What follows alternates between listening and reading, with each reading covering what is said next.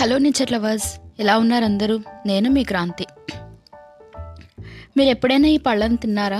ఇవి ఏ పళ్ళో మీకు తెలుసా? తెలిస్తే ఒకవేళ కామెంట్ చేయండి.